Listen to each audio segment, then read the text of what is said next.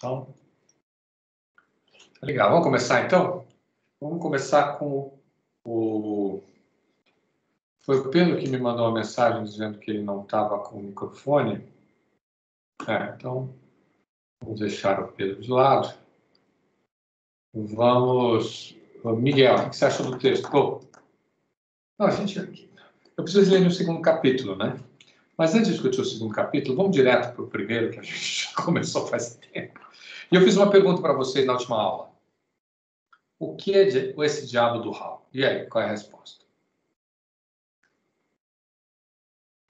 Qual que era a pergunta, foi mal? O que é o Hal? Alguém levantou a mão aí, Matheus.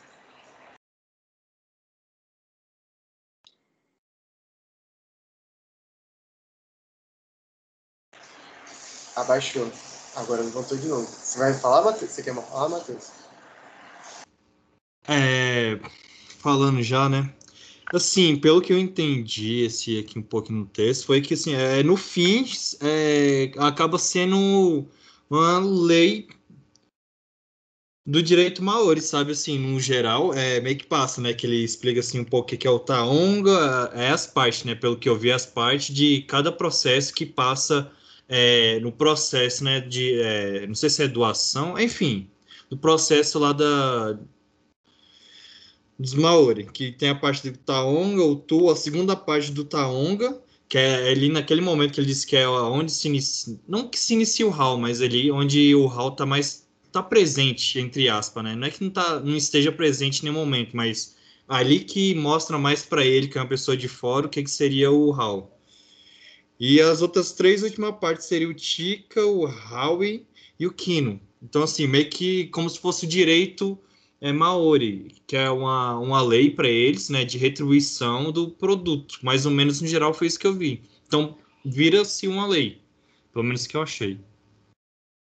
E aí? O que vocês acham? Daniel, o que você acha?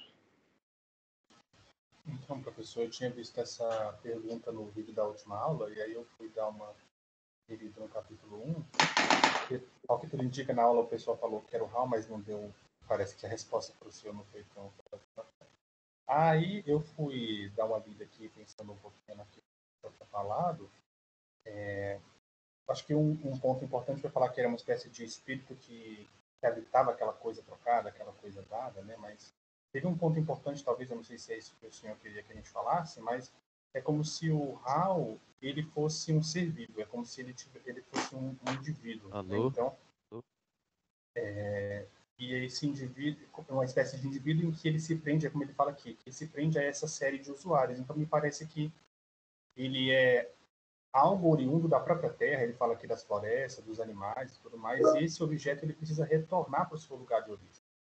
Então, como a impressão que eu tive quando se fala do Hal é justamente dessa espécie de coisa viva em si só. Ela não é inerte, tem uma palavra que ele até usa, esse termo, não é uma coisa inerte, não é uma coisa parada, mas é uma coisa que circula, mas essa circulação ela não se dá somente pelo fato de parecer um espírito que ocupa aquele objeto trocado, mas é por ele que me parece.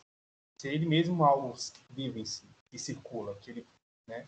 Não sei se faz sentido o que eu estou falando, mas assim, a minha percepção do Hal foi essa. Miguel. Quando eu li novamente, eu achei que eu tive essa interpretação do Daniel também, mas eu também vi ele como uma espécie de poder espiritual das coisas. Ou seja, acho que no nosso processo de tradução a gente poderia traduzir algo como uma alma, assim.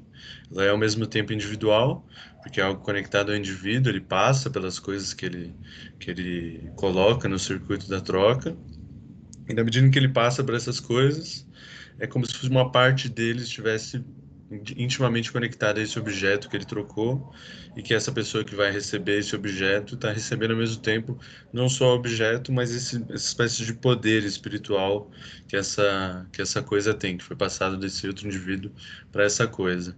E pelo que eu entendi, esse poder espiritual, esse Hal que está dentro das pessoas, é uma coisa individual e coletiva ao mesmo tempo, mas que está nessa coisa que foi trocada, ela também obriga por si mesma a devolução ou a circulação desse mesmo bem, ou seja, é como se o bem recebido ele pesasse assim para a pessoa que recebe, assim, pesa de uma maneira que você tem que retribuir ou que você tem que circular ela para outra pessoa, assim. Então eu diria que a minha tradução do Hall é uma espécie de espírito, assim, um espírito que é individual e coletivo, que é transpassado pelas coisas que são trocadas. Tá bom. Bruna, o que você achou, Bruna?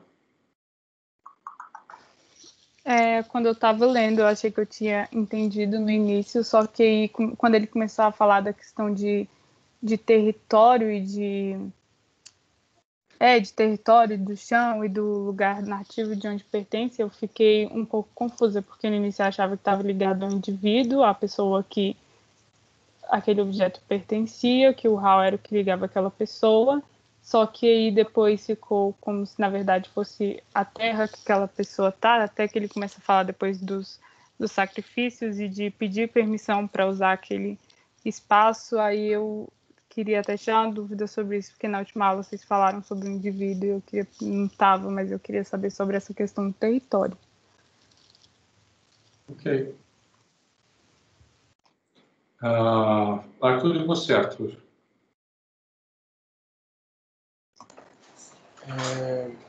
Professor, na verdade, eu acho que ficou um pouco etéreo para mim ainda, sabe? Tipo, realmente, eu fui contemplado, o que eu entendi foi contemplado, eu sinto essa questão espiritual, então, tipo, parece que é parte do espírito humano que vai transitando ali. Então, não sei se humano seria a palavra, mas, tipo assim, o indivíduo dá algo do seu espírito, pelo que eu entendi, e isso, como falaram, né, ele pesa e precisa circular, né? E como se fosse foi interessante essa analogia do poder, porque realmente é como se fosse um poder de uma ordem que o ser humano não é capaz de se apropriar para si. Então ele precisa dar, então ele precisa fazer circular, né? E eu fico pensando, porque tipo assim, eu tento me trazer um pouco para, né? Eu tenho uma proximidade um pouco com a psicanálise e eu sempre vejo isso, sempre que eu leio, eu vou lendo e tem um pouco desse viés do que Lacan chamou do falo, né? Que é aquilo que está sempre transitando na estrutura, né? Um pedaço do sujeito, um pedaço do outro que o sujeito identifica no objeto do mais gozar, né? Então, tipo assim, então é esse negativo que você dá, é isso. Eu acho que eu não saberia explicar mais do que isso, sabe? É uma coisa que a todos devem ao mesmo tempo, de alguma forma, individualmente, em relação a esse espírito, a esse negativo.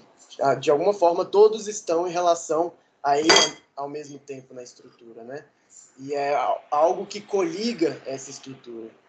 É o que eu saberia dizer, assim, sem ir nem para lá e ficar aqui. Tá bom.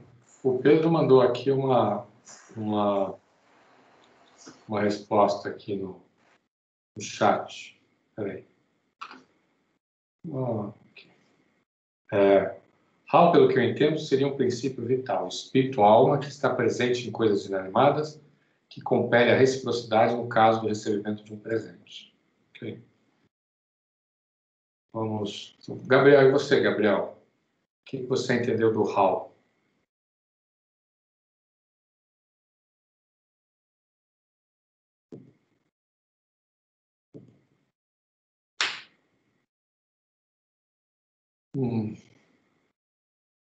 Gabriel foi tomar um café. E você, Matheus? Você já chegou a falar?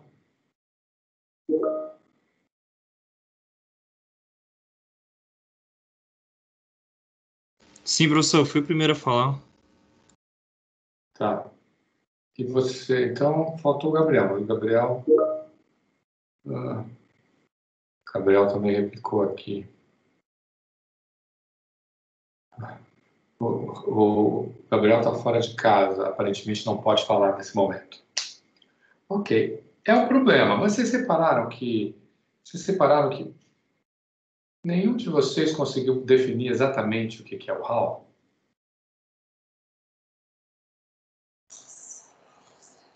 Não sei, é uma impressão minha, mas assim, o HAL parece ser algo que, tipo assim, é aquele tipo de coisa que eu acho que é o que o Moss meio que traz quando ele fala algo quase inconsciente. É uma coisa que as pessoas não se perguntam. Se você perguntar até para uma pessoa do sistema, né? Não sei, é uma impressão minha. Se perguntar para a próxima pessoa do sistema, se perguntar o que é o HAL, eu sinto que ele diria: ué, como assim o que é o HAL? O HAL é isso. Tipo, a própria pessoa do sistema não vai saber exatamente delimitar ali o que é exatamente. Eu sinto que é essa força. Aí vai dizendo, não, essa força que quando você troca e coisa e tal, e vai explicando. Porque quando você vê, por exemplo, no poema lá que ele joga lá em cima, que a gente leu, aquele poema também não deixa exatamente claro o que é o HAL, mas ele várias vezes suscita o HAL em comentários, em fragmentos que ele traz essa coisa da reciprocidade, né, da generosidade, coisa e tal. Mas sim, isso é uma impressão minha. Eu acho que esse é um ponto importante. É como se a nossa mentalidade tivesse muito acostumada a pensar nos objetos e a reduzir a coisa aos objetos, né? A relação aos objetos trocados. E a relação, de alguma maneira, permanece. Mas o que permanece? A gente precisa tentar dar um nome para isso? Fica complicado.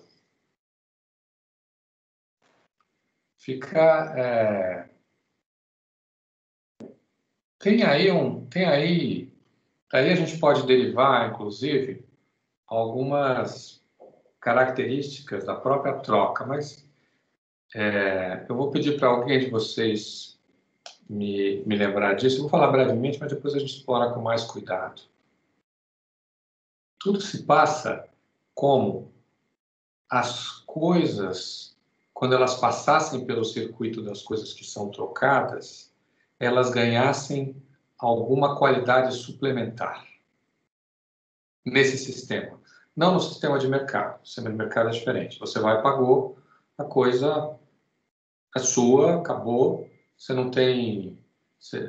aquela coisa não vai te lembrar o vendedor, não vai te lembrar pode até ser que, vamos dizer assim, você tenha comprado alguma coisa de marca.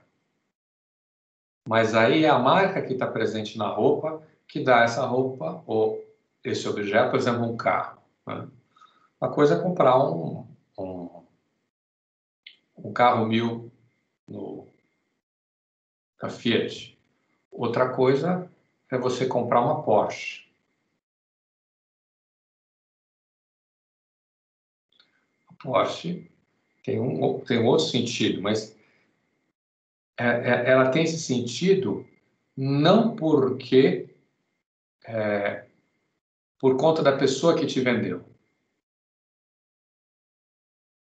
Ela tem sentido porque é quase como se, vamos dizer assim, o HAL tivesse incorporado na coisa, na marca que ela ostenta. Fez sentido? Professor, eu achei legal que você trouxe essa questão, porque esse exemplo, ainda mais... não sei se eu ouvi direito, você falou Porsche, tipo a marca do carro, né?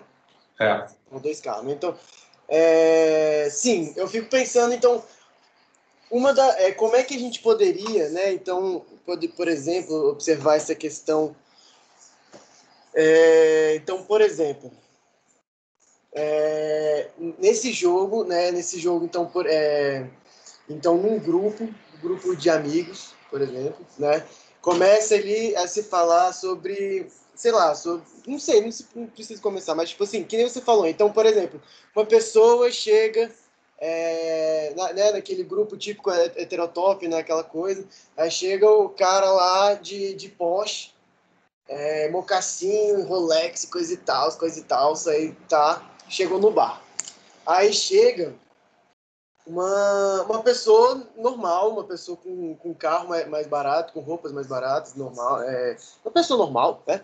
E senta na mesma mesa, e são amigos, e conversando, chega um momento em que um zoa, de alguma forma, o carro do outro, né? Então chega e fala, esse carro todo zoado aí, estrambelhado, e coisa e tal. Aí o cara fala, aquela típica coisa assim, né? Comi sua mãe nele, né? Alguma merda bem assim, tá ligado? Mas a minha pergunta é nesse sentido. No momento em que um zoa aquilo, né? Então, fala, olha como o meu é maior que o seu. Esse que é o ponto, né? Dá para ver em várias situações sociais, pelo menos eu sinto um pouco isso, exatamente essa troca, essa transição, né? Essa coisa, tipo, que não é uma transição de um objeto específico, mas é uma coisa no sentido de, cadê o seu? Né? Eu tenho o meu aqui, olha como eu tenho, né, isso. E o seu. E aí acaba entrando numa como se fosse uma certa competitividade que você se sente... agora já é viagem minha, né? Nem teoria de nada não, isso é viagem minha, mas sim, como se você se sentisse obrigado a retribuir de alguma forma. Então, por exemplo, o próprio... Qual é o nome? O Daniel vai lembrar do que eu estou falando, porque a gente já pegou um professor que fala sobre isso. Qual é o nome? Não é cordel, não. Qual é o nome da... Repente. Né? Então, repente. Então, o repente, ele mostra um pouco isso. Como é que um repentista vai improvisando e vai achando as melhores piadas, as melhores furadas para intimidar, não sei se diminuir seria a palavra, mas de alguma forma mostrar, olha como eu sou cabuloso e você é ruinzão, de alguma forma, né? Pelo menos foi o que eu entendi dessa coisa. Então, como é que essa dinâmica, essa que parece até uma luta, assim, eu tô viajando, você acha que é um pensamento meu, saca? Então, tipo, não sei nem se você era disso que você tava falando quando você falou do poste, mas é porque é uma coisa que eu venho pensando nesses últimos dias, lendo esse ensaio, coisa e tal. Tem troca de... Você pode falar troca de insultos. Agora, o repente é uma troca de insultos ritualizada, porque ninguém leva a sério o insulto. Você deve estar falando do João Miguel. Isso.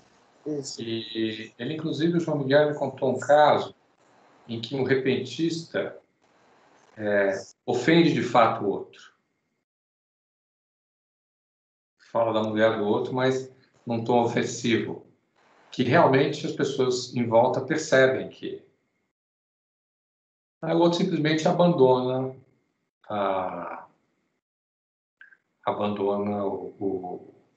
o repente, né? Diz, não, então vai embora, e vai embora. Essa pessoa que causou a ofensa ao outro, ele acabou ultrapassando uma regra. Ou seja, o repente é um pouco como são ofensas ritualizadas, cujo objetivo não é levá-las a sério. O objetivo é ver a capacidade que o outro tem de reagir a elas. Fala assim, você aí com essa sua cabeça de galinha. Aí eu falei, você com esse seu rabo de lobo, põe o rabo entre as pernas e vai embora. Ou seja, eu nem sei se isso é um repente de verdade, mas isso é o quê? É um jogo de vai e volta.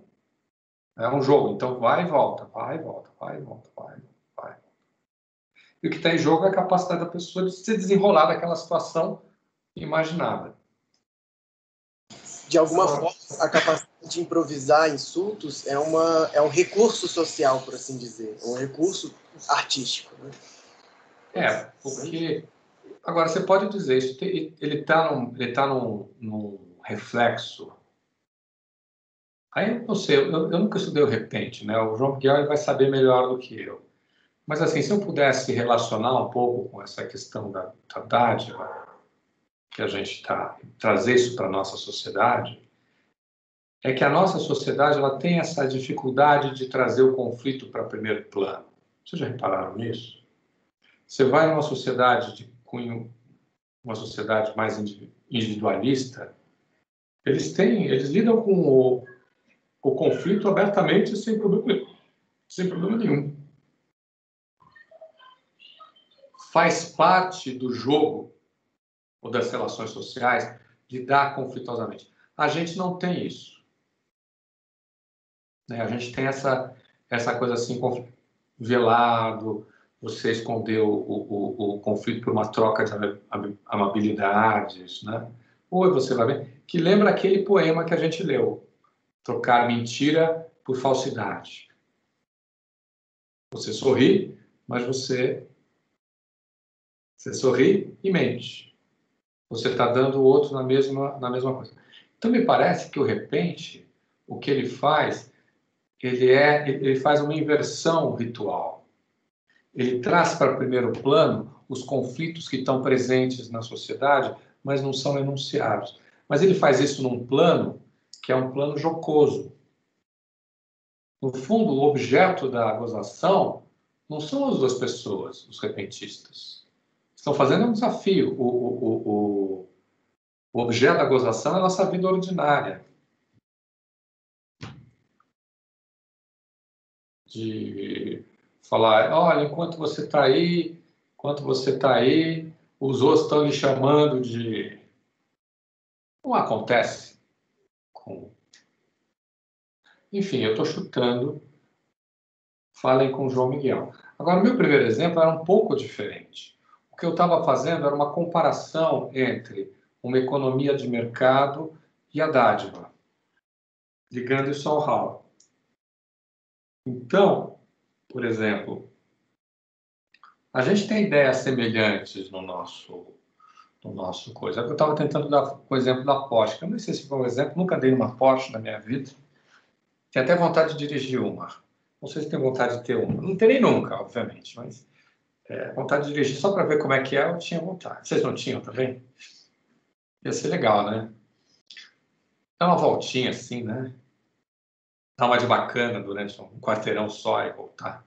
Porque se você for dirigir muito, pode bater, você vai ter que pagar o estrago. E você imagina como vai ser caro esse negócio. Então, assim, eu fico imaginando. Então, assim, é quase como se se a gente fizesse uma comparação, né? Sabendo que essa comparação é meio esdrúxula, mas o hall de um objeto, no nosso caso, ele não está na pessoa que deu o objeto, geralmente. Ele está no próprio objeto. Porque ele é um objeto desejável, porque ele tem uma marca importante. Se você falar assim, mas por que uma Porsche custa tão caro? Ele vai te dar uma justificativa racional para isso. Porque nós fazemos carros há, sei lá, 100 anos, carros de luxo, com alta performance, com alto desempenho. Nós já ganhamos tantas, sei lá, competições em Le Mans, e aí vai, né? Tem todos Nosso motor é feito com as ligas mais... É um carro icônico, porque pessoas, celebridades usaram. James Dean morreu na Porsche. Aliás, é interessante, a Porsche do James Dean foi a leilão recentemente.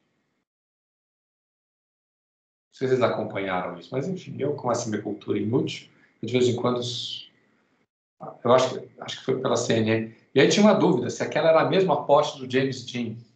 Olha só que interessante, porque aí não é a Porsche, é a Porsche do James Dean. Então, é o nome da pessoa que está associado. Olha a diferença.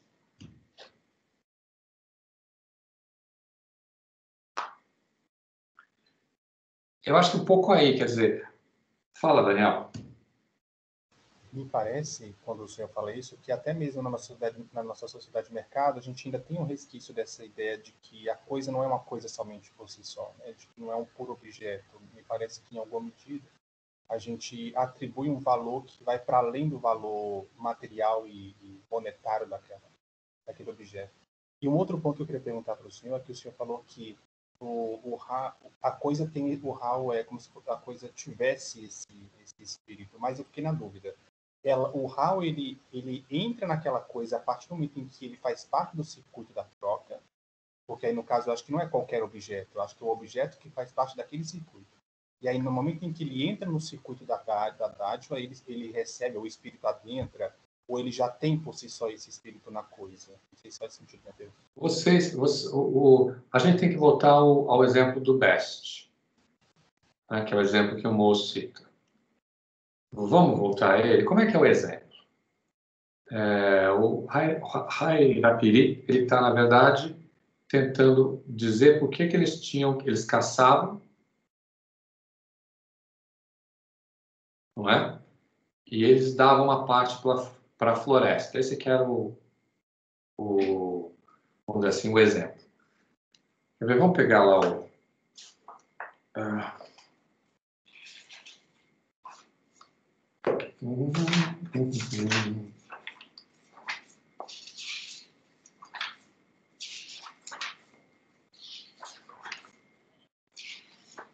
Olha aqui, ó. Vamos ver. Lê para mim lá sobre o Hal, por favor. Quem lê para mim? Eu estou aqui com a versão em francês, eu não quero traduzir.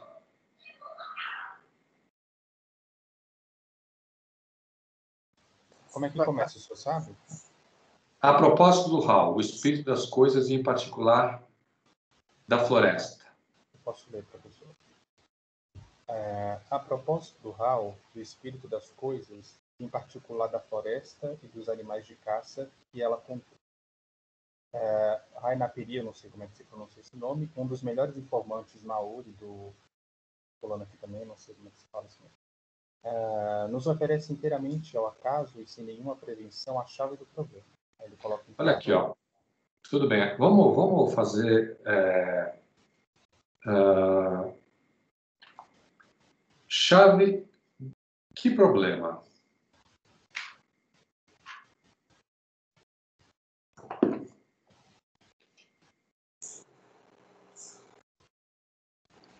Qual foi a pergunta?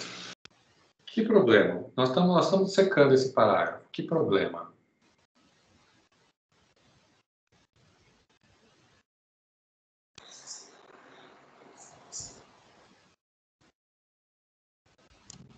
Miguel. É a regra que define a troca?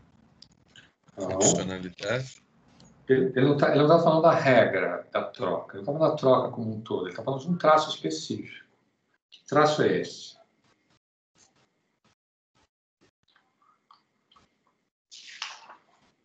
a obrigação de retribuir. Isso. Por que a coisa precisa voltar? Esse é o ponto.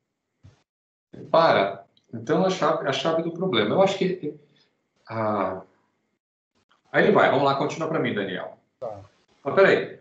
Ele vai da floresta e da caça que ela contém.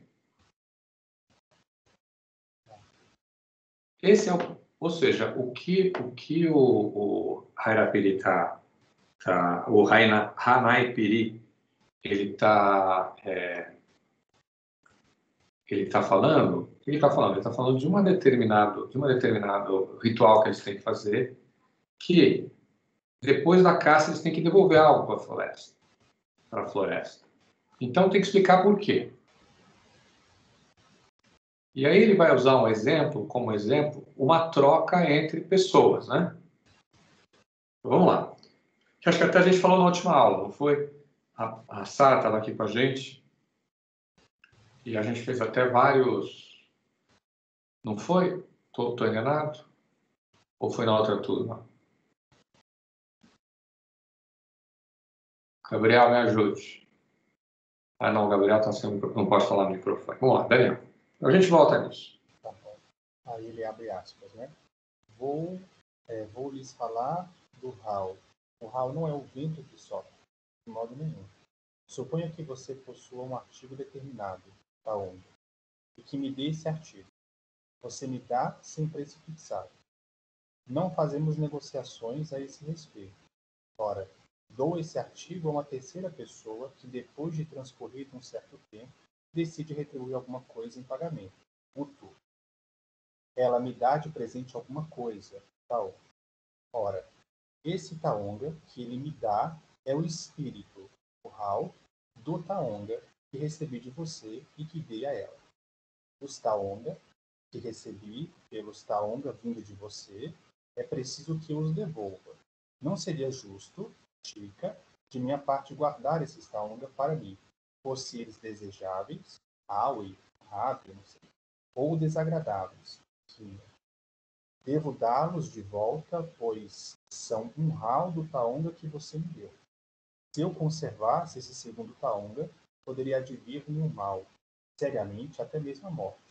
Assim é o Hal da propriedade pessoal, o Hal dos Taonga, o Hal da floresta, Kalina, basta sobre esse assunto. Então, o que vocês entenderam disso?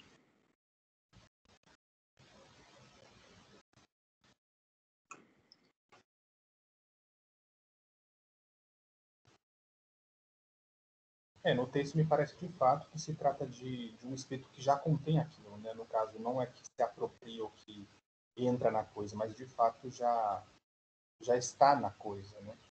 Mas tem várias coisas, tem várias... A gente está falando coisa demais, né? Mas enfim, tem vários aspectos aí que estão presentes, né? A gente já viu, mas eu queria enfatizar. Primeiro, o fato de que ele não estabelece preço. Isso é super importante. E a importância disso vai, na verdade,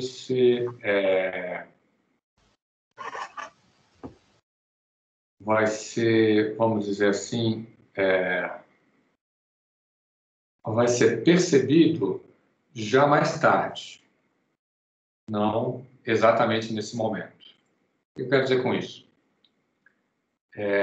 Tem uma diferença entre a dádiva e os bens de mercado, é que os bens de mercado eles são quantificáveis. A dádiva não é. E ele pode ser quantificável não como uma moeda, mas por alguma outra coisa também. Então, por exemplo, você me dá esse peixe, eu te dou 3 passarinhos. O que eu fiz? Eu quantifiquei, né? Eu, de alguma maneira, estabeleci uma relação de equivalência. Então, isso é super importante, primeiro ponto. Então, você dá alguma coisa que não é quantificável. Você dá. Esse segundo sujeito, fala, Arthur. Mas, professor, quando...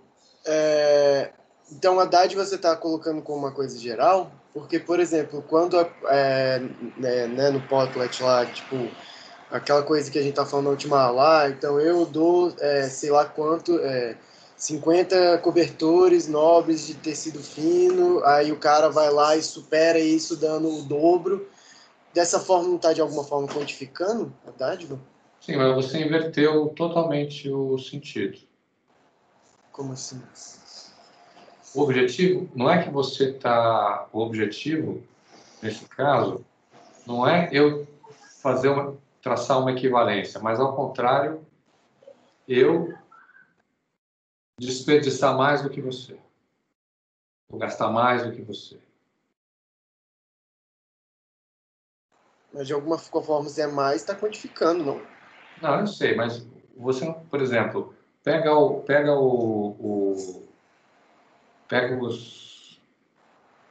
bronzes. Vocês já viram como é que são os bronzes dos Guayaquil?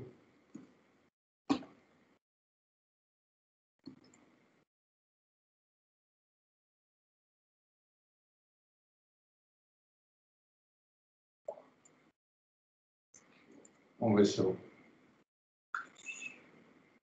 Não.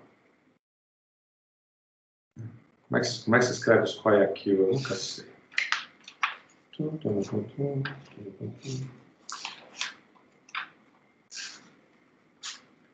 Potlatch.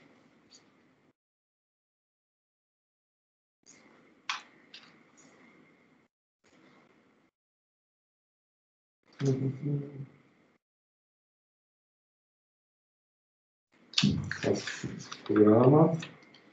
Geração Dog Potlatch. Potlatch.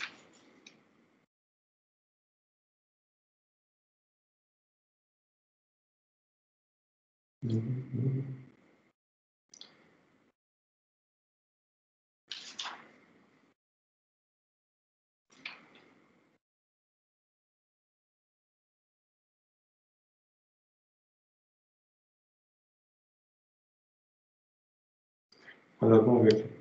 Sudeste africano, tinha Vancouver, agora assim, Riche, Pascal, longe, onde é que ela fez ação. Se acharem lá, me avisem, por favor.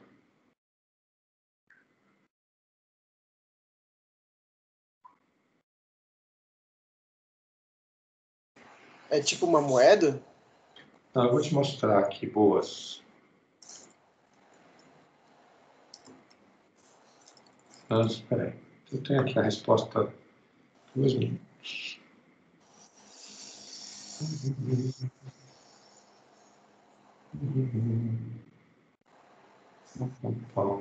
Frascos.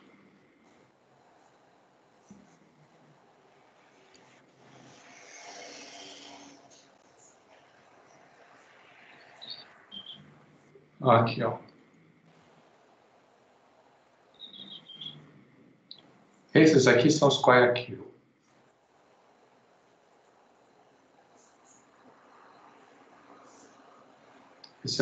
Aliás, esse é um dos textos, vou botar aqui na tela para vocês, um dos textos de boas dos Guayaquil.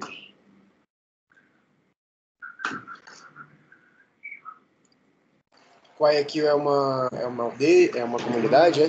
É uma tribo, ó, de esquimós, que onde tem outra. Lembra que eu falei para vocês do Potlatch? No bronzes. Então,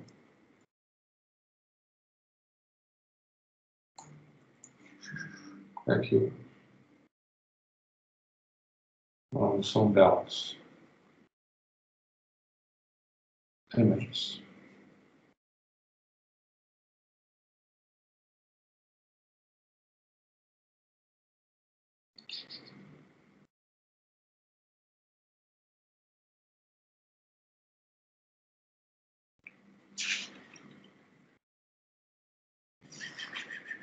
Como é que é o nome disso? Não é bronze. Como é que é o bronze em francês? É o... Ah, mon Dieu. Outro dia eu tinha conseguido a fotografia dele aqui, foi tão fácil. Não é Bélgica, sabe? Potlatch. Professor, bronze é bronze mesmo. É. Potlatch.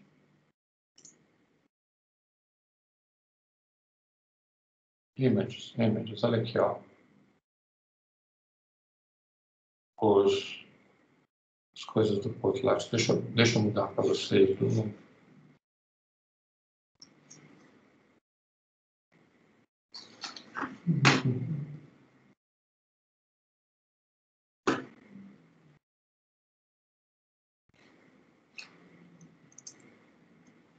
Aqui, ó, o Potlatch.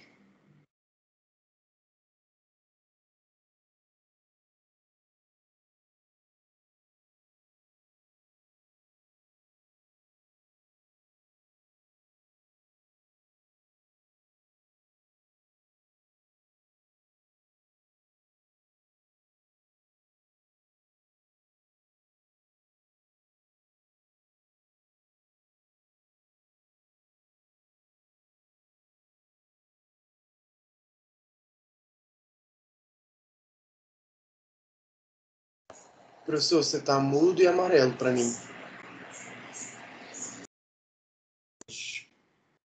Eu tô amarelo porque eu tô meio doente. Mas o... Pronto. Fiquei meio doente.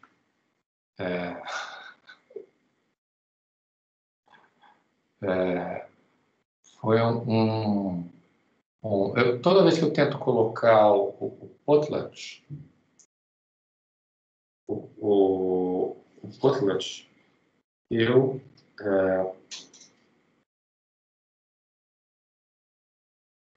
eu acabo ficando... Toda vez que eu tento compartilhar alguma coisa, fica...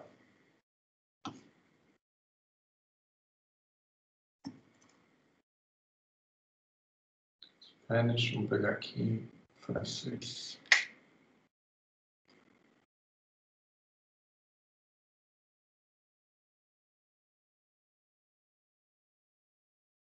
Não.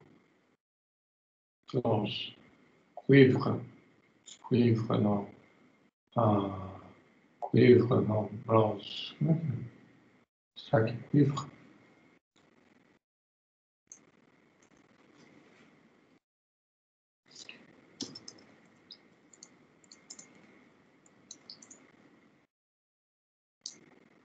Aqui, achei.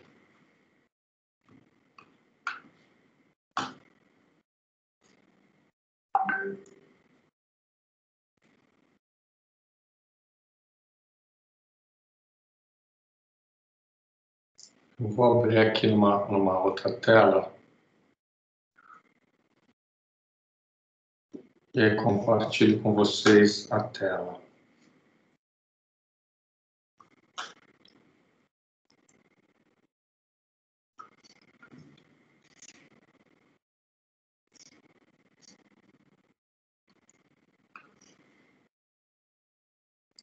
Estão vendo?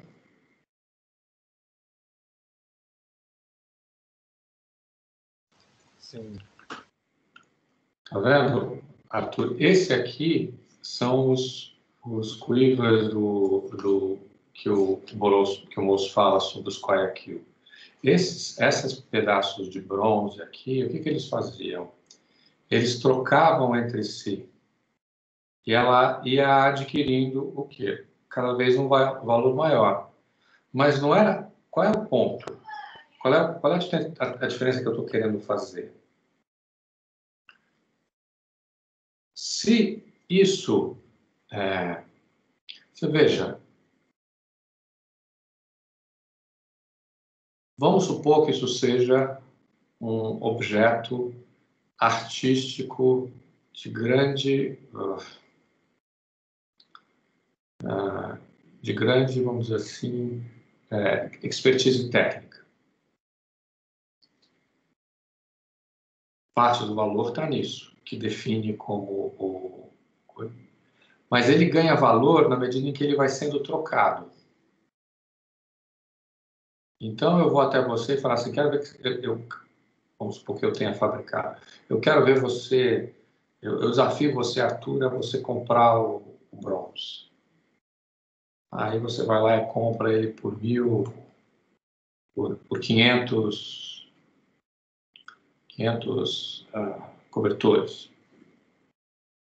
Daqui a pouco você fala assim, Luiz, eu quero ver que você compre ele por 1.000. Eu vou lá e compro por 1.000. Depois o Miguel compra por 2.000. O Daniel... Ou seja, ele vai ganhando valor conforme ele vai sendo trocado. Mas aí nesse sentido, compra, nesse sentido, então você me deu tanto, aí eu compro dando mais ainda para o próximo, né? Não devolvo para você não, dou para o próximo. Não, mas às vezes você vai devolvendo um para o outro também, isso acontece. Vai desafiando um ao outro a comprar. Ou seja, o objeto ele vai ganhando, vamos dizer assim, HAL, na medida em que ele vai sendo trocado. Uhum. É porque, tipo assim, no capítulo 2 ele vai trazer uma questão, uma coisa que como é que essas questões do presente, ele, dentro da questão da familiar ali que ele está colocando, ele, exatamente por esse temor, né, desse tanto que me vai, pelo menos foi o que eu entendi, né, esse temor, esse vira até quase que um tabu, o quanto você recebe, porque tanto vai ter esse caráter de temor do quanto você vai receber, ou seja, o tanto que você vai dar. Então eu fico pensando, então se é uma relação de competitividade, quem dá mais, de alguma forma, tem mais prestígio. Não é essa a ideia? Mas não é um leilão. Uhum. Outro lado, não é entre duas pessoas quaisquer.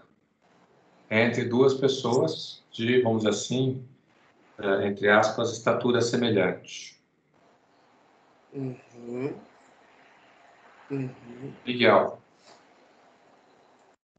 E eu queria perguntar, professor, se nesse circuito regulado pelo Hall, ele necessariamente levaria a uma não acumulação, por exemplo, nessas sociedades, assim? Elas Olha, não conseguiriam acumular a ponto de, sei lá, ter disparidades não, muito grandes. esse que Ou é o ponto.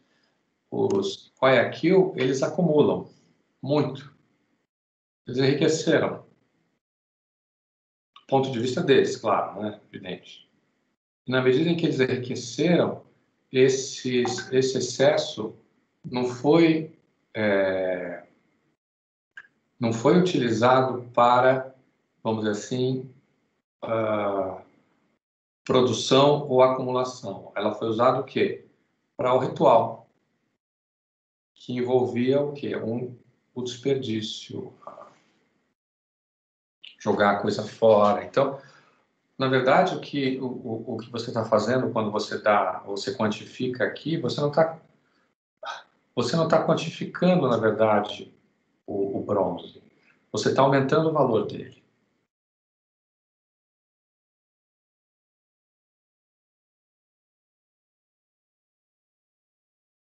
Tudo bem? E daí o fato dele colocar esse mecanismo como um momento intermediário entre as prestações totais e o mercado. Em ambos você tem competição, em ambos você pode ter valores, né, que estão circulando, mas as lógicas são inversas. Tanto é que uma vez que você tenha feito o potlatch para mim, o Arthur, eu tenho que devolver o potlatch. Não posso não devolver. Por que eu simplesmente não pego tudo que o Arthur me deu pelo coisa e guardo? Fujo para uma outra tribo? O Miguel. uma das coisas interessantes é que ele vai realmente na especificidade dos Maoris, né? E pega o Hall como um conceito dos Maoris. Eu acho isso muito interessante. Mas como é que funcionaria, por exemplo, uma sociedade que... É difícil falar de uma sociedade que não tem objetos, né? Mas a gente pode pensar a dádiva como um dispêndio de tempo, assim, por exemplo, tempo prestado, assim, eu vou te visitar, Luiz, e eu passo lá Sim, 2 horas, assim, sim, sim, e sim. aí eu posso pensar isso, mas daí como é que é? Onde é que está o Hal nesse caso? Ou o Hal é São só realmente trocas os valores? gentilezas. Por que eu tenho que devolver a visita?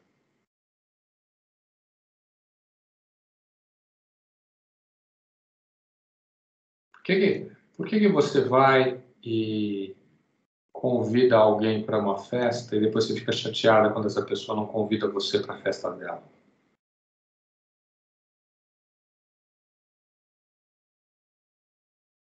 Uma vez eu estava numa aula de falando sobre política e falando sobre troca. E aí eu tenho um exemplo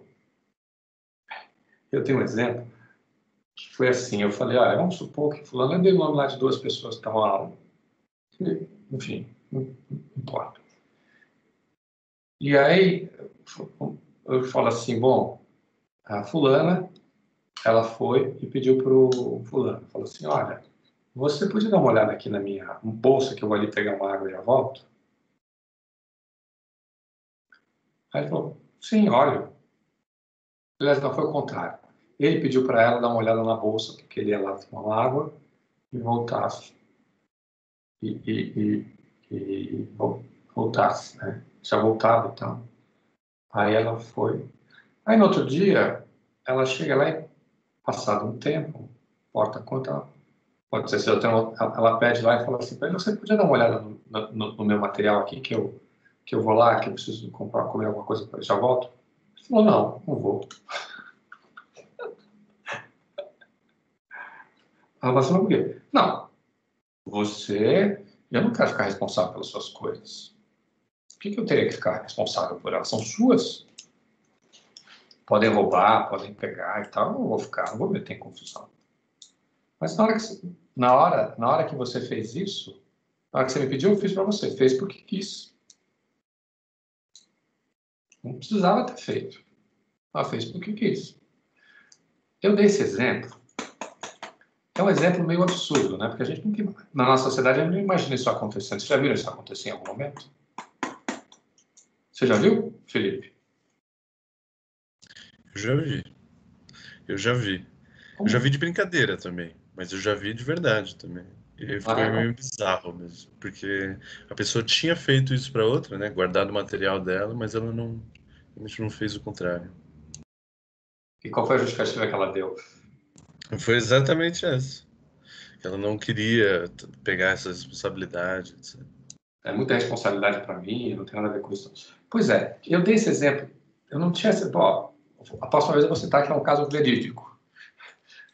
Vou falar assim, me contaram.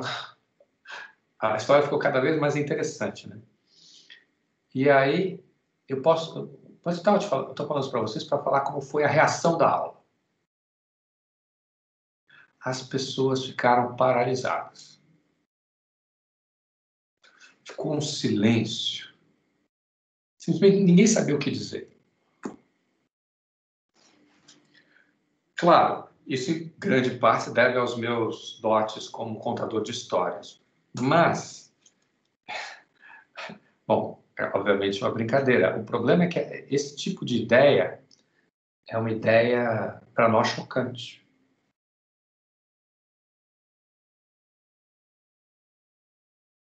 Então, qual é o ponto, então, a comparação que eu quero fazer? É que, nesse momento, ao contrário das coisas que nós compramos e vendemos no mercado, a gente compra a dinheiro. E o fetichismo da mercadoria não é o fetichismo de quem te vendeu, é o fetichismo da mercadoria. Como se o valor da mercadoria dependesse dela mesma, não é? Sobre o material que ela foi construída e não sobre o trabalho humano necessário para realizar. Isso está lá em Marx, né? Marx 1.1. Então, veja. Qual é o ponto aqui? O ponto é que a dádiva tem esse caráter de inquantificável. Porque se eu posso dizer que o bronze é quantificável, a honra do grupo não é. A sua face, se você se recusa a fazer, você simplesmente perde status, perde face, perde honra, perde aí vai. Tem uma série de coisas que estão associadas. Você não cumpre a sua palavra, você não cumpre o seu. Agora, aí que tem história. Será que o Hall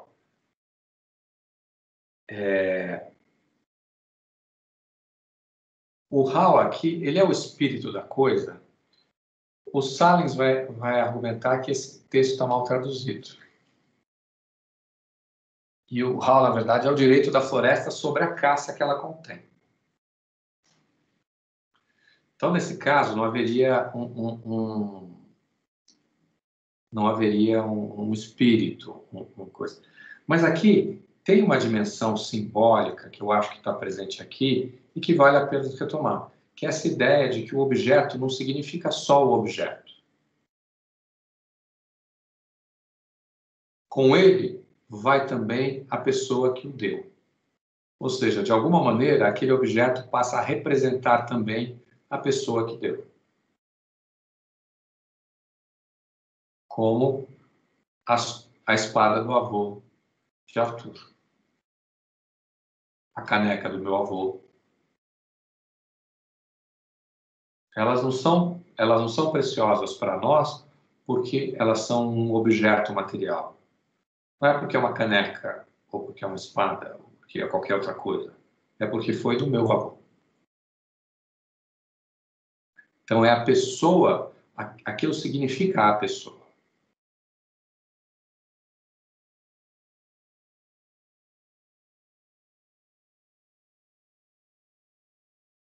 Ou seja, e aí tem uma lembrança no fundo, que é o quê? Que é o fato de que a gente está num mundo de relações, né? Que são relações você faz por alguém. Uma sociedade vamos dizer assim, uma circulação de coisas.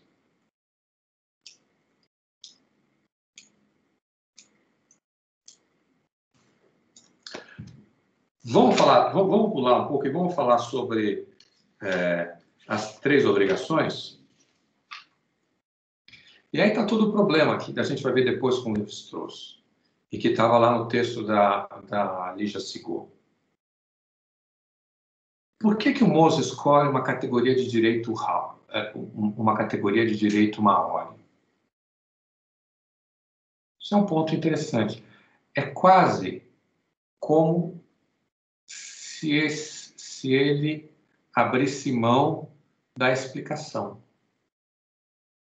As coisas têm que voltar. Por quê? Porque elas têm um how. Seria perigoso ficar com aquela. Ou seja, primeiro ponto, lá voltando na primeira aula que a gente teve, é o quê? É uma ideia. Então, veja, as práticas elas estão baseadas nas ideias, e não as ideias nas práticas. Há uma inversão aí, que é uma inversão do Durkheim, que eu já falei isso lá na primeira aula, tudo bem. Vou voltar a tudo, só estou lembrando. Segundo ponto, não é uma ideia da ciência. Não é uma ideia que Mose introduz. É uma ideia que ele tira de uma das sociedades que ele está estudando.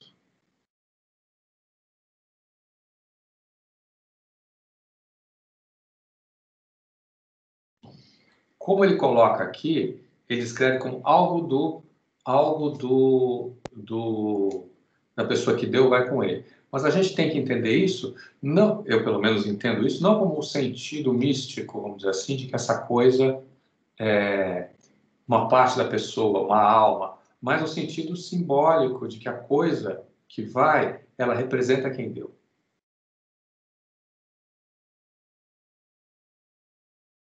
E essa representação estabelece, isso está junto com a ideia de dívida. Tem várias ideias associadas aí. A primeira é que dar para alguém, é bem claro isso na agonística. O que você faz? Você está dando alguma coisa, essa pessoa está em dívida com você. Como ela está em dívida, cria-se uma assimetria entre as pessoas que estão trocando. É o mecanismo do Potlatch. Porque eu desperdicei, dei mais, fiz mais coisa do que o meu adversário, humilhei-o. É por isso que eu me torno grande, ou maior do que ele.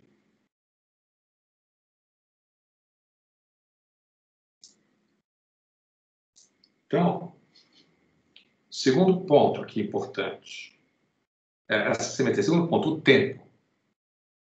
O mercado é alguma coisa imediata.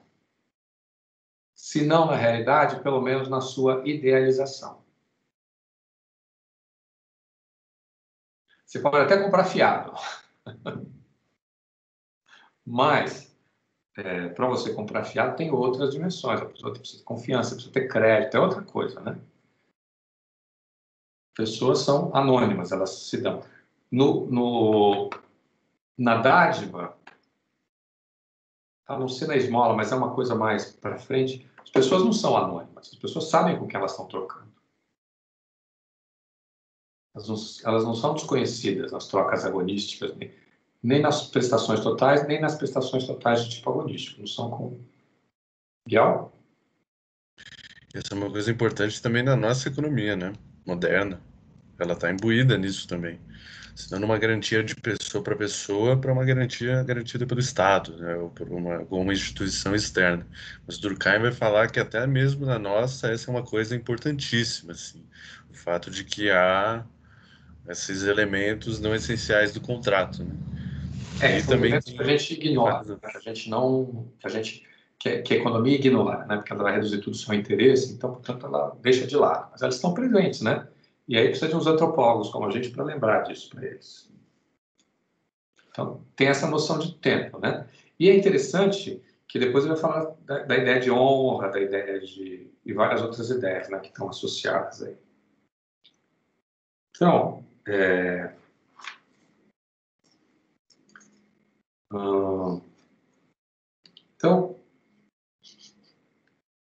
ele usa uma categoria narrativa. Por quê?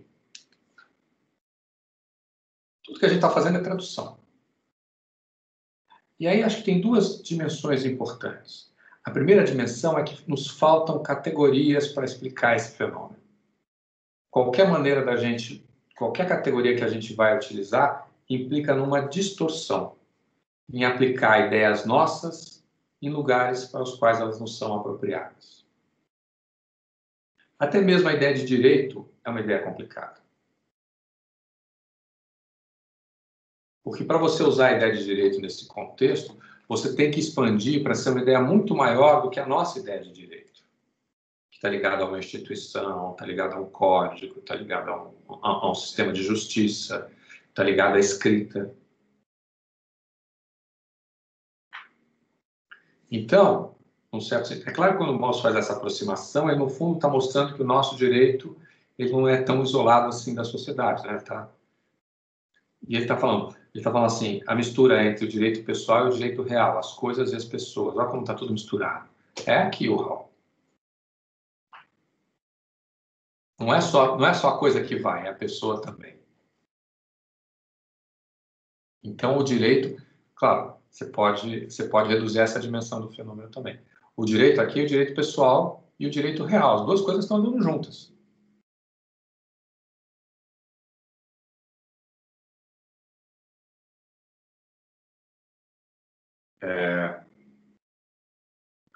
E aí, no final, ele vai reduzir tudo isso a 3 obrigações: dar, receber e retribuir.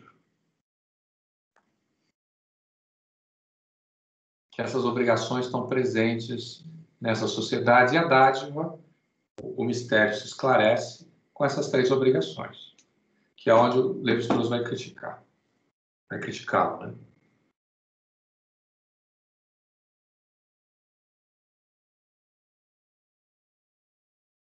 E é claro que cada uma dessas obrigações tem um sentido diferente.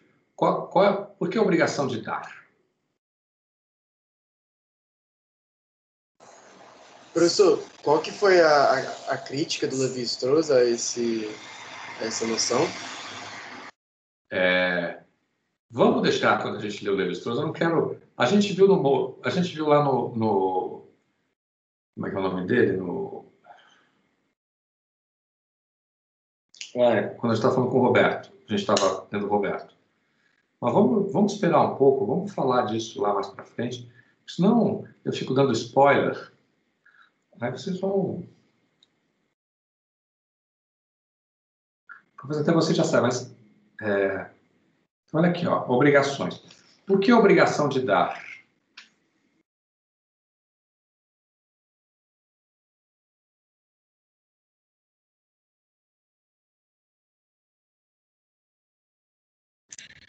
Eu acho que quando você dá, você estabelece alianças e comunhão, né? Acho que são os 2 principais exemplos que ele dá. Por isso a importância de dar coisas, estabelecer alianças, comunhão, Se troca. você não dá isso, você vai dizer que, olha só, recusar a dar, negligenciar te convidar, como recusar a receber, equivale à declaração de guerra. Ou seja, não apenas você está recusando o vínculo social, mas você está transformando ele no seu negativo. É quase como você... E aqui tem uma discussão enorme também. Nesse aqui que a gente vai ver que tem a ver com Pierre Clastres, com as sociedades contra o Estado. Que eu não sei se a gente vai ler aqui nesse curso, mas a gente pode introduzir se vocês quiserem. Que a ideia é a seguinte: tem aqui uma ideia, que é uma ideia que está presente no Lévi-Strauss também, em parte da literatura, que é, tem 2 opções, ou a troca ou a guerra. Ou seja, nesse sentido, a guerra seria uma troca mal sucedida. Ou seria resultado de uma troca mal sucedida. E aí Clássico vai complexificar essa ideia, dizendo que o conflito está... A guerra, que na verdade, num determinado plano, a sociedade é troca.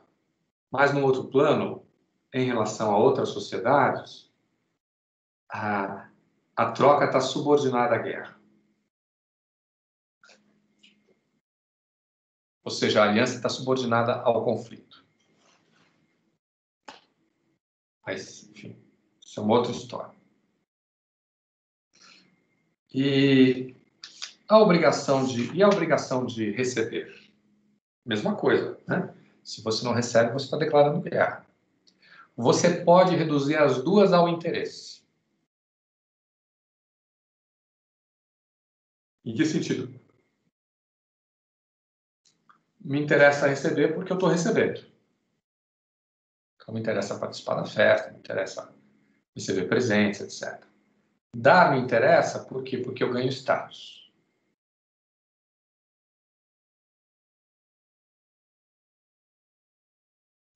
Mas e retribuir?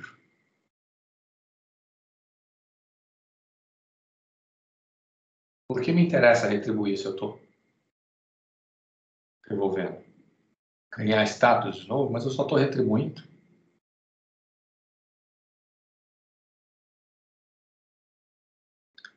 É claro que essa redução de tudo a interesse perde em parte do que está em jogo, né?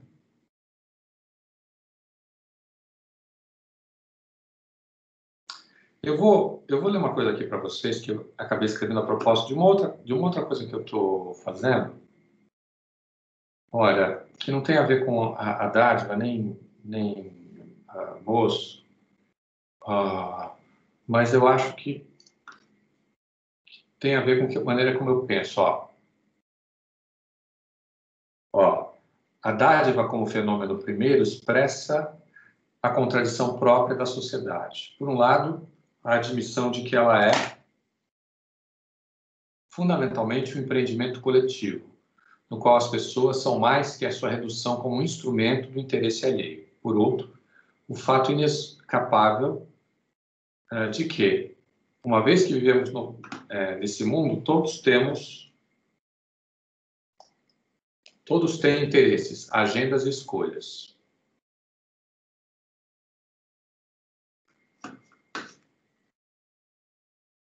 Você só consegue realizá-los a partir do vínculo social, de alguma forma.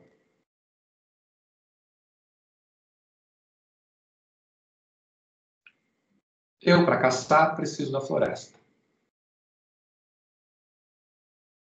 E, portanto, eu tenho que estabelecer uma relação com ela. E essa relação, ela vai acontecer o quê? Por meio da dádiva.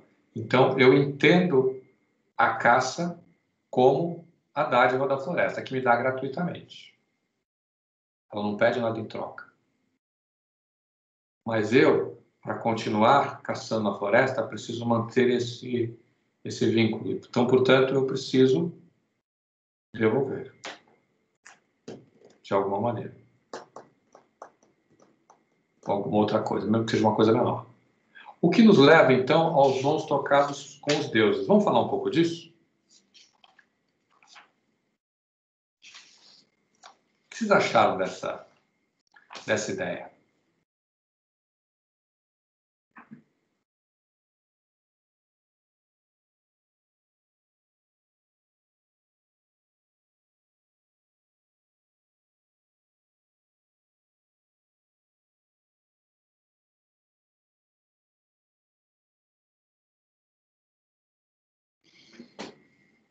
Aqui tem um universo. O que você tem aqui? Você tem a relação dos homens com os deuses, pensada como uma relação de troca, do tipo dádiva. Você recebe algo dos deuses. Tanto é que ele vai falar assim, os deuses são os verdadeiros donos das coisas desse mundo. É o primeiro grupo que está lá para trocar com os homens. Por definição, são os mais fáceis de trocar. mas os mais perigosos também.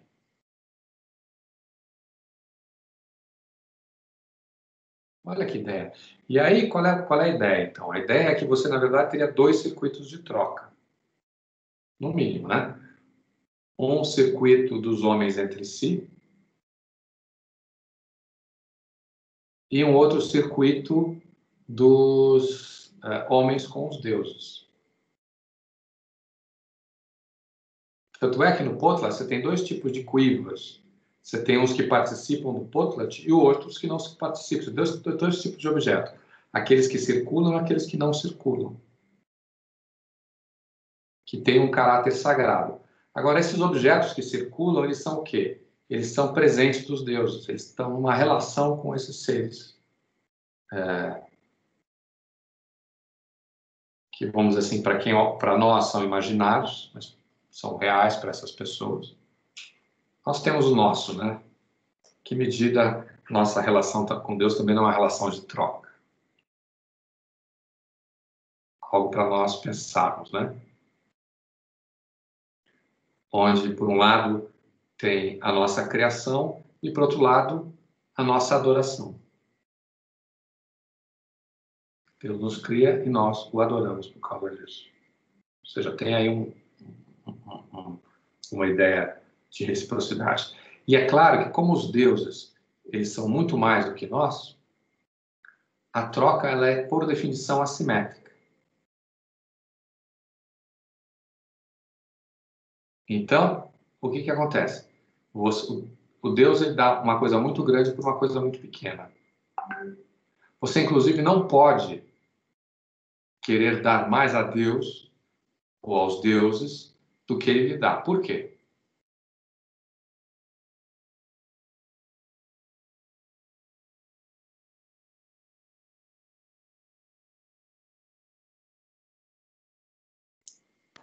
Ué, porque o cara é Deus, né?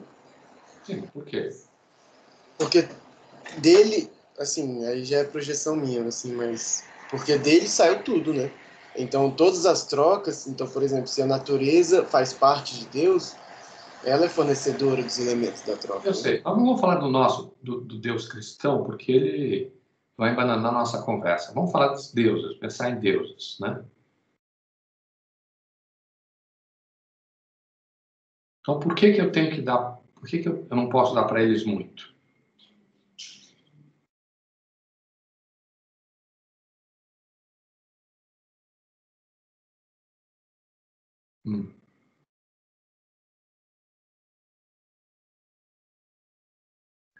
A maior coisa que eu posso dar é o meu sacrifício, né? Me sacrificar em nome dele. Mas assim, eu estou dando uma coisa pequena para uma coisa grande. Porque a razão é simples. Porque se você... A troca não tem a ver com construção de hierarquias, de assimetrias. Se eu não posso dar aos deuses mais do que eles me dão, porque senão eu inverto a simetria.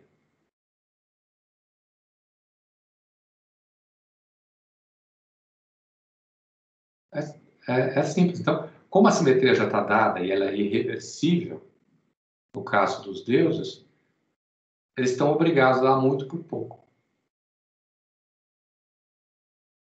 Ou por coisas menores, né? Não significa que não sejam importantes para mim, ou que não sejam...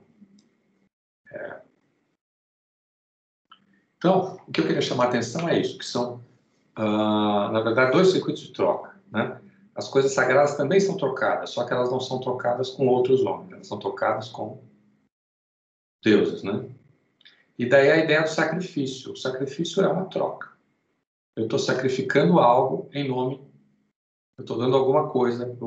Olha, e na medida em que o sacrifício implica na destruição, olha como é parecido, tem alguma semelhança com o Potlatch.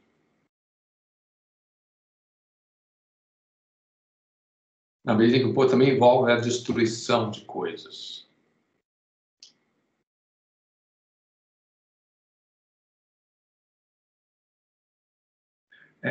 Tem o mesmo o sacrifício, e o sacrifício tem muito a ver com o quê? sacrifício de animais, né, de comida, de banquetes, etc. Isso tem a ver o quê? Tem a ver com a ideia de comensalidade. Né? Todos sentam à mesa para comer. Olha que coisa engraçada. Ou seja, é uma relação que ao mesmo tempo é assimétrica, ao mesmo tempo implica num certo grau de intimidade, ao mesmo tempo implica uma mistura de coisas que às vezes é difícil de desentrinchar, né, de separar.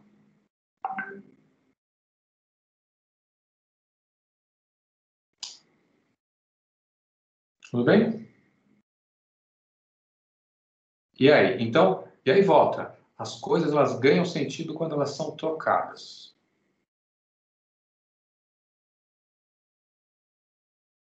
Então, o exemplo. Eu vou e dou essa caneca para o meu filho. A caneca foi de vovô. Então, aí virou assim. Já não é mais a caneca só do vovô. É a caneca do vovô e do papai. Ela ganhou um conteúdo simbólico suplementar. Né? Ela tem um coisa. Então, quanto mais essas heranças. Então, por exemplo, as coisas que nos vêm dos deuses. Vêm dos deuses, vêm dos nossos ancestrais, vêm dos filhos desses ancestrais, que também são nossos ancestrais, vêm do meu tataravô, vêm do meu bisavô, vêm do meu avô, etc., até chegar a mim.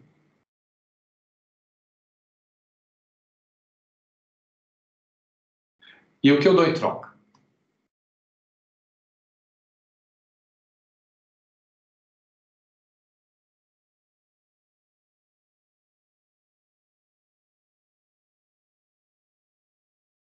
Professor, esses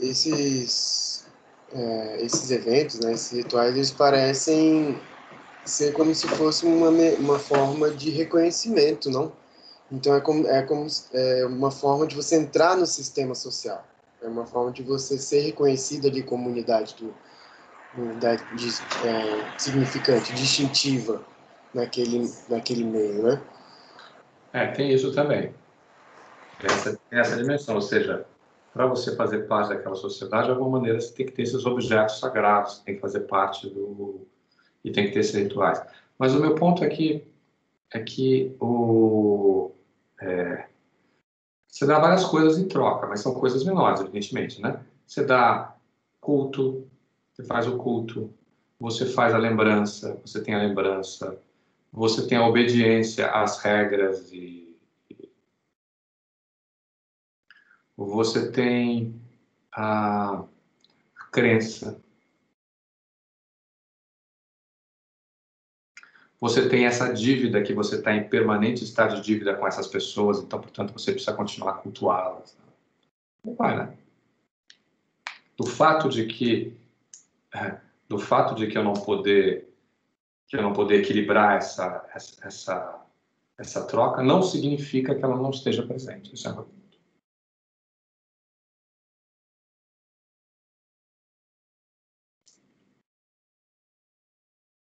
Tudo bem? Tudo bem, meus caros. Comentários finais.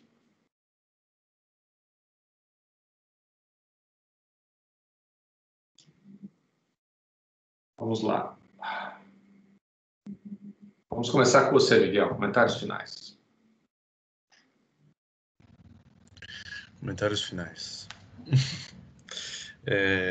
Não sei, eu acho que eu mais surpreendi nessa aula foi com a questão do HAL. Assim, eu acho que o quão interessante foi a escolha do Mose em escolher um termo nativo, um conceito nativo, para explicar algo bem específico, de um povo específico, e o quanto isso é diferente de Levi-Strauss. Eu acho que isso foi interessante, que deu para pegar bem nessa aula. E aí também eu acho que aí é a minha interpretação, né? Tem a ver o quê? Tem a ver com a incapacidade das nossas categorias de dar conta.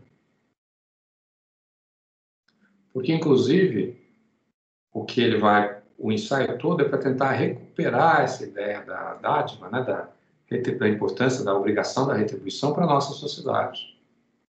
Ou para a sociedade dele, né, na verdade, que é, enfim, a França de 1920, onde você tinha, era um século liberal, já mencionei Polanyi com vocês, em que você tinha vários problemas. Por exemplo, as pessoas não eram reconhecidas pelos trabalhos que elas faziam, não tinha assistência social, não tinha aposentadoria, não tinha. Isso aqui é uma obrigação. As pessoas estão dando a vida dele por uma empresa, pela sociedade. Então, como a gente não pode não reconhecer isso? Como a gente não pode dar alguma coisa em troca? Como que ele não vai cuidar dessa pessoa? Mas, ao fazer isso, ele está dizendo o quê? Isso está presente na nossa sociedade também. Mas a gente coloca ela onde? No subterrâneo. Ou a gente torna ela invisível, marginal. Enfim. Daniel, comentários? Então, professor, eu não tenho muito a comentar. Acho que foi uma aula bem produtiva. Eu gostei de pensar bastante coisa. O bom é que essa aula está sendo gravada, então dá para salvar o vídeo e rever várias vezes. Mas eu não tenho nada a comentar, não. Só dizem musical, que muito bom. Tá bom. Bem interessante. Arthur, você, comentários finais.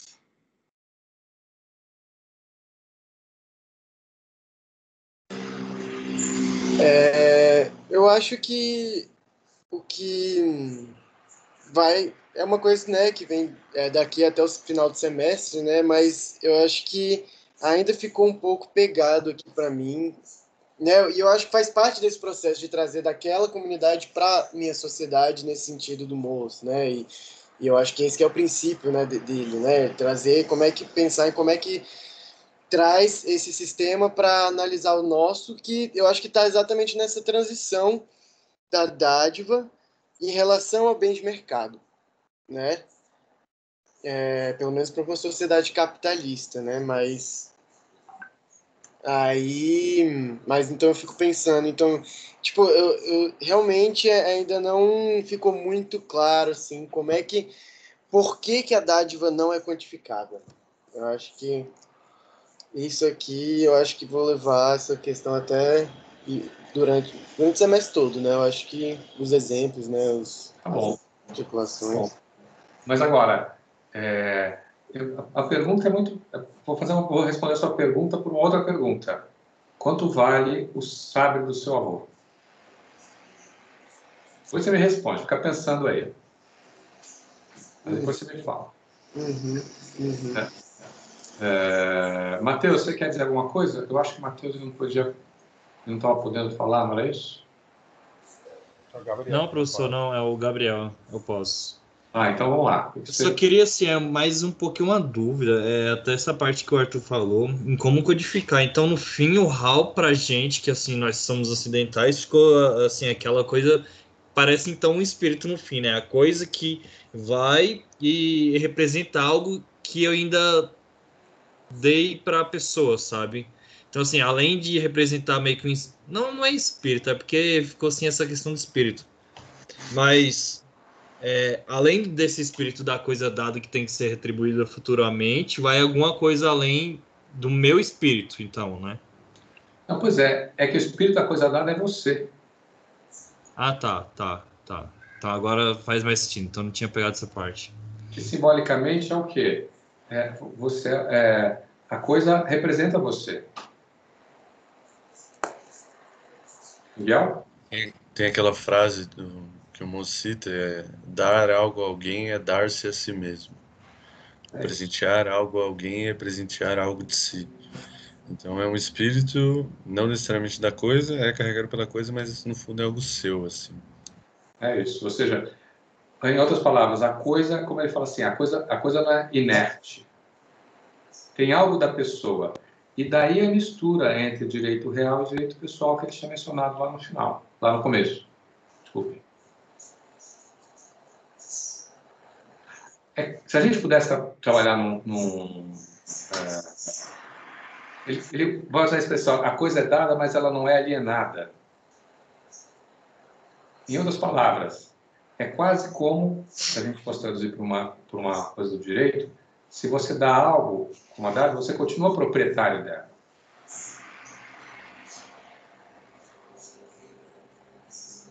Você não tem a posse, mas você ainda tem o direito a ela.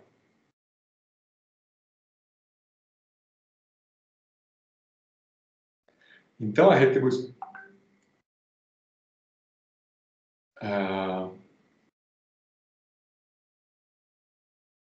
Então, é quase como se você fosse dar, né?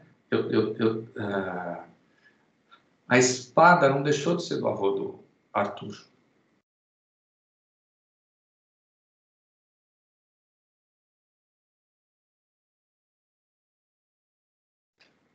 Mas, professor, eu tô aqui matutando nessa sua pergunta aqui, aí eu meio que fiz um raciocínio aqui. Então, tá no meio, mas eu acho que só agora que você tocou nisso, eu acho que talvez ajude a elucidar. Então, eu perguntei, quanto vale a espada do meu avô? Né? Eu já botei aqui para ir elucidando. Se eu desse a espada do meu avô e recebesse uma espada normal, com certeza eu ficaria puto. Porque tem algo da pessoa ali, né? Tem algo, eu acho que esse que é a ideia, né? Tem algo do né? Não sei se do espírito do meu avô, do espírito de uma forma geral. Tem algo dele, né? Lá. Mas então, se tem algo do espírito, ele de alguma forma representa a pessoa e aí vai transitando. E isso que tem esse valor inquantificável, né, nesse sentido. Eu acho que é esse que é o ponto, pelo que eu entendi. Vai me acompanhando aí, a gente vai pensando junto aqui o bagulho. Então, se tem algo da pessoa, então é algo único, né? Porque é único da pessoa.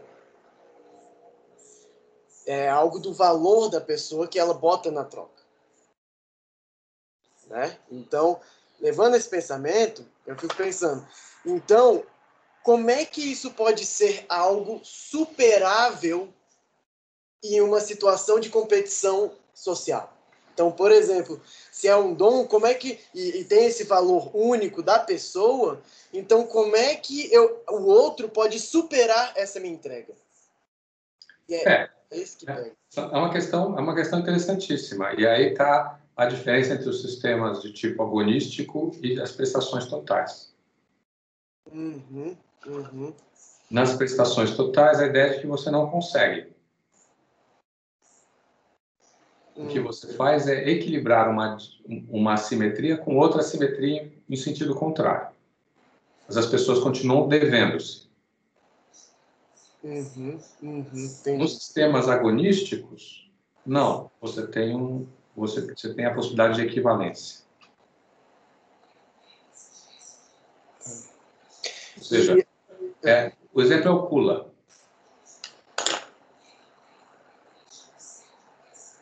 Porque o Kula, quem elucida isso é, na verdade, embora ela não coloque nesses termos, é a Anneliese Reis, não, a Annette Weiner. A Annette Weiner, ela faz uma pesquisa nos trobreandeses, na década de 70. Ou seja, 50 anos depois de Malinowski. E ela percebe várias coisas que Malinowski não tinha percebido. Uma delas é uma coisa que não está explicada nos Argonautas, mas que é importante. Como é que os objetos eles entram no Kula?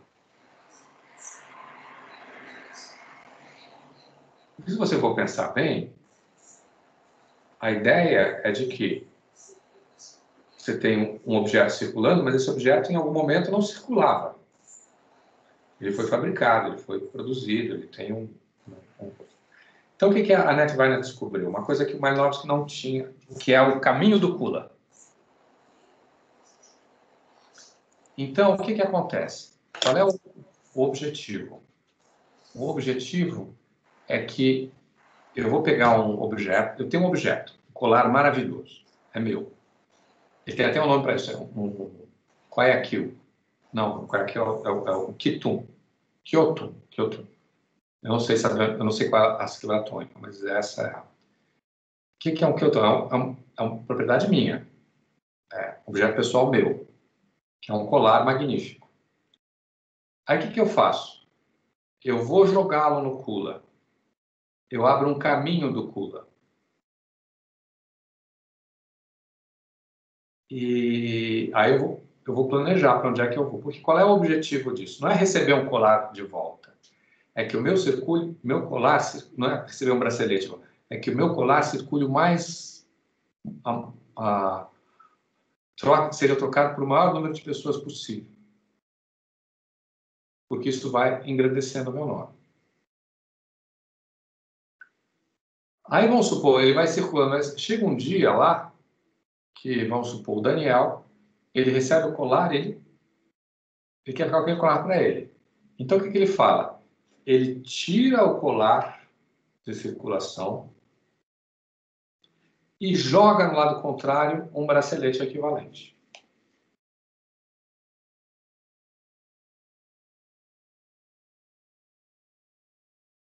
Que vai percorrer todo o caminho até chegar a mim.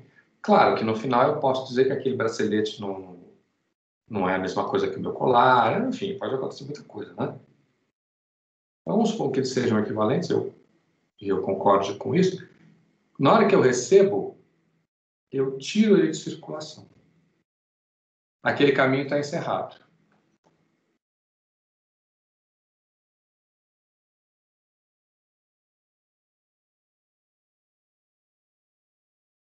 Entendeu? Aí, nesse caso, os sistemas totais, né, de prestação, eles seriam como se fosse um processo de equilíbrio sempre faltante. A multiplicação das dívidas, é isso. Você vai multiplicando dívidas de forma que você tem essa trama de dívidas e obrigações, né? Que é como funciona, inclusive, hoje em dia, se a gente for pensar bem, não é assim que funcionam as nossas amizades? Você tem um grande amigo, Arthur, imagina, que é amigão do peito. Quem deve? Ele deve a você ou você deve a ele? Eu diria que ninguém. A gente dá rolê quando dá rolê, né? Quando tem, tá afim. Ou você não se sente em dívida com ele? Não. Às vezes que ele te ouviu, às vezes que ele convidou você para sair, às vezes em que ele exerceu gentileza ou te levou para casa dele para conhecer a família, e você, ou às vezes que ele te convidou para almoçar, ou às vezes que estava sem dinheiro ele pagou o cinema. E inversamente, às vezes que você convidou ele para sair, às vezes que você foi pegá-lo de carro. Então, é interessante essa pergunta, porque, por exemplo, tem meu brother que, tipo assim, quando eu vou pro rolê, eu sei que independente se ele for pegar Uber, eu vou ter um Uber garantido, porque eu não tenho Uber no meu celular. Mas eu sei que ele vai pagar meu Uber, porque eu sempre pago o Uber dele. Percebe? Você sempre faz o quê? Paga o Uber. Então, tipo, Ok. ele vai beber, né, e tal. Aí, então, eu sempre pago o Uber dele, então eu já saio de casa sabendo que ele me deve um Uber, pelo menos. Não porque, tipo, ele tem mais um Uber do que eu, mas porque a gente tem essa coisa que, tipo assim, a gente paga. Se tiver precisando, vai lá e paga, saca? Vai lá e pega, pede Uber e tal, sabe? Então eu sinto isso. Então, tipo assim, não necessariamente eu sinto que ele me deve, né? Eu não vou ligar pra ele agora, e aquele Uber que Não, eu te mas olha só, é porque você está confundindo dois tipos de dívida. A questão não é quanto você pagou pelo Uber. A questão é a preocupação de você ter cuidado dele, de você ter... Ele te liga falando assim, poxa, Arthur, eu preciso conversar com um amigo agora, você pode vir me encontrar? Você pode dizer não? Pois é, se eu dissesse não, porque da última vez que eu falei isso, ele falou, não, chega aí, vamos conversar. E se ele falasse isso e eu falasse, não, não vou, eu ia ficar, então, tipo assim, porque eu tenho uma aula agora, eu ia ficar, não, então daqui a pouco, depois da aula, algum momento... Não, você tem que dar uma desculpa, tá bom, sua mãe tá no hospital, você vai falar assim para ele, poxa, cara, olha, bicho, não dá para ir agora, mamãe tá no hospital aqui com coisas, se você quiser vir aqui a gente conversa, mas, cara, eu tô alterado, não dá para conversar, então, ok. Mas você não pode falar assim, não quero dormir cedo. Você pode falar assim, ele fala, vamos sair hoje? Não, hoje eu quero dormir cedo. Tudo bem. Cara, eu tô precisando conversar com alguém, eu tô super mal. Você não pode dizer assim, hoje eu vou dormir cedo. Tenho que assistir um filme, a minha série vai passar na televisão. Você pode até estar super afim de ver a sua série. Você não está afim de sair mas você não pode dizer não. Significa o quê? Se sente em dívida com ele.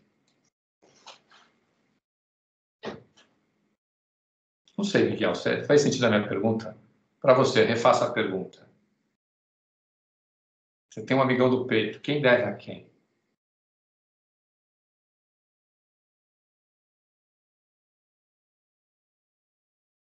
Estamos sempre nos devendo, né? Esse é o ponto. Você se sente na obrigação com ele. Mas esse é um vínculo social, não é? Universal, né? Até certo ponto. Bom, aí eu já não sei, porque aí, já está tarde, e depois de uma certa hora a gente não pode pensar nessas coisas, não, porque faz mal depois a gente não consegue dormir. Então, vamos encerrando por hoje. Capítulo que vem a gente começa o próximo na aula que vem já começa o segundo capítulo, que vocês tinham dito para hoje, né? Mas esse vai mais rápido. Mais 1 ou 2 aulas a gente termina o almoço. Aí a gente faz a programação para o resto do semestre, como o Miguel havia pedido, né? E a gente faz a seleção, com isso que vocês já ouviram, a gente já conversou, a gente dá uma olhada em coisas, a gente faz a seleção dos textos. Tá bom? Tá ok, professor. Combinado então, meus caros. Olha, boa noite a todos. Durmam bem e nos vemos na quinta. Boa noite, professor. Boa noite, pessoal. Tchau. Boa noite a todos. Até mais.